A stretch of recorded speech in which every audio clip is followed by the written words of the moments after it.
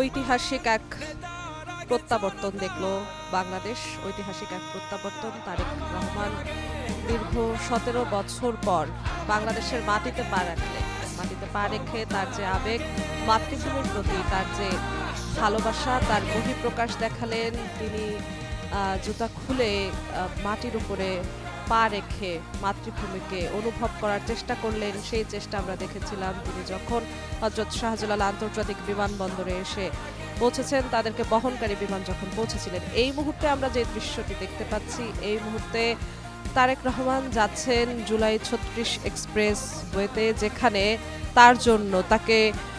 তার জন্য তাকে অভ্যর্থনা জানানোর জন্য যেই সভা, যেই স্টেজ তৈরি হয়েছে, তার উদ্দেশ্যে তিনি যাচ্ছেন। চারদিকে নিরাপত্তা ব্যবস্থা, তিনি যেই গাড়িতে যাচ্ছেন তার চারদিকে নিরাপত্তা ব্যবস্থায় ঘিরে রাখা হয়েছে, কিন্তু তারপরও জনসমুদ্র কিন্তু কোনোভাবে আটকে রাখা যাচ্ছে না। চারদিকে দেখা যাচ্ছে জনগণের তারেক রহমানকে দেখার জন্য যে ইচ্ছা আকাঙ্ক্ষা সবার চোখে মুখে, সেই ইচ্ছা আকাঙ্ক্ষা দেখা যাচ্ছে, সেই ইচ্ছা আকাঙ্ক্ষা ফুটে উঠছে জনগণের চোখে মুখে। এক জনসমুদ্রে পরিণত হয়েছে রাজধানীর ৩০০ ফিট এলাকা, রাজধানীর জুলাই ৩৬ এক্সপ্রেস ওয়ে। চারদিকে জনগণের ইচ্ছা আকাঙ্ক্ষা উচ্ছ্বাস কিন্তু দেখা যাচ্ছে, বাঁধ ভাঙা উচ্ছ্বাস বলা যায়। চারদিকে তারেক রহমানকে এক নজর দেখার জন্য কেউ এসেছেন বাংলাদেশের বিভিন্ন প্রান্ত থেকে। গত ২ থেকে ৩ দিন ধরে তারেক রহমানকে দেখার জন্য বাংলাদেশের বিভিন্ন প্রান্ত থেকে যে যেভাবে পেরেছেন ঢাকা এসেছে। দুদিন ধরেই দেখা গিয়েছে ঢাকামুখী মানুষের ঢল।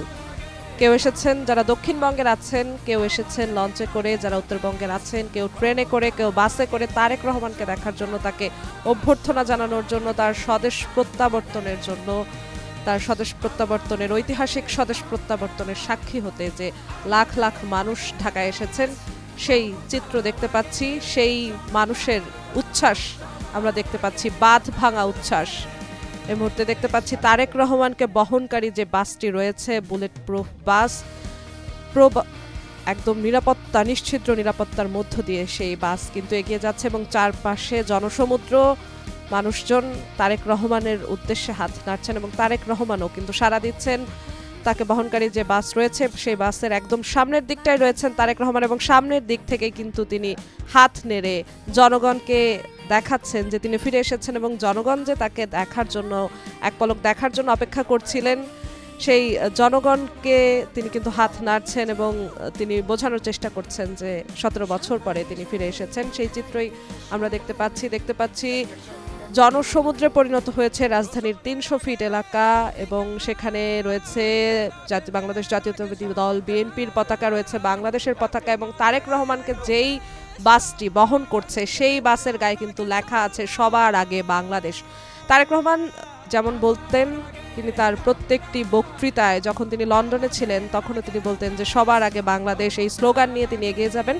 সেই স্লোগানেই কিন্তু বাসে লেখা এবং সেই বাসে করে তাকে বহন করছে সেই বাস কিন্তু এগিয়ে যাচ্ছে। আমরা সেই চিত্রই দেখতে পাচ্ছি এবং জনগণের যে বাঁধ ভাঙা উচ্ছ্বাস, জনগণ তাকে এক নজর দেখার জন্য এবং তারেক রহমান দেশে ফিরে দেশ ও জাতির জন্য, দেশের মানুষের জন্য এমন একটি রাজনৈতিক প্রেক্ষাপটে কি ভাষণ দিবেন, কি বার্তা দিবেন, কি বক্তৃতা দিবেন, সেই অপেক্ষায় আছে পুরো দেশের মানুষ। শুধু বিএনপির নেতাকর্মীরা বললে ভুল হবে, পুরো দেশের মানুষ অপেক্ষা করছেন তারেক রহমানের এই ঐতিহাসিক প্রত্যাবর্তন এবং প্রত্যাবর্তন উপলক্ষে তারেক রহমান দেশের উদ্দেশ্যে, দেশের মানুষের উদ্দেশ্যে কি বার্তা দেন, সেই বার্তার অপেক্ষায় পুরো দেশ এবং জনসমাগম দেখা যাচ্ছে জুলাই ৩৬ এক্সপ্রেস ওয়েতে। এবং এর মাঝেই তারেক রহমানকে কঠোর নিরাপত্তার মাঝে, কঠোর নিশ্ছিদ্র নিরাপত্তা দিয়ে নিয়ে যাওয়া হচ্ছে জুলাই ৩৬ এক্সপ্রেস ওয়েতে এবং তার যে সভা মঞ্চ, সেই মঞ্চ প্রস্তুত রয়েছে, মঞ্চের আশেপাশের এলাকা সবকিছুই প্রস্তুত রয়েছে এবং এখন শুধু অপেক্ষা তারেক রহমান কখন পৌঁছবেন, মঞ্চে উঠবেন এবং সেখান থেকে দেশ ও জাতির উদ্দেশ্যে তিনি তার বার্তা দেবেন। ১৭ বছর পর দেশে ফিরে আসার অনুভূতিও নিশ্চয়ই তারেক রহমান তখনই জানাবেন। এখন পর্যন্ত কিন্তু তারেক রহমান দেশে ফেরার পর কোনো গণমাধ্যম কিংবা কারোর সঙ্গে আনুষ্ঠানিক কোনো বক্তব্য এখন পর্যন্ত তিনি দেননি। একদম মঞ্চে উঠেই কিন্তু তিনি তার আনুষ্ঠানিক বক্তব্য দেবেন এবং আমরা জানি খুব সংক্ষিপ্ত বক্তব্য দেওয়ার কথা রয়েছে তারেক রহমানের। এবং আমরা আরও জানি যাতে আজ তারেক রহমানের যে ঐতিহাসিক স্বদেশ প্রত্যাবর্তন, যেন তারেক রহমানই শুধু বক্তৃতা দেয় বিএনপির তরফ থেকে, সেই বিষয়টিও কিন্তু বলা হচ্ছে যে আজ তারেক রহমান ওখানে পৌঁছে একমাত্র তারেক রহমানই বক্তব্য দেবেন। তারেক রহমান দেশ ও জাতির উদ্দেশ্যে বক্তব্য দেবেন।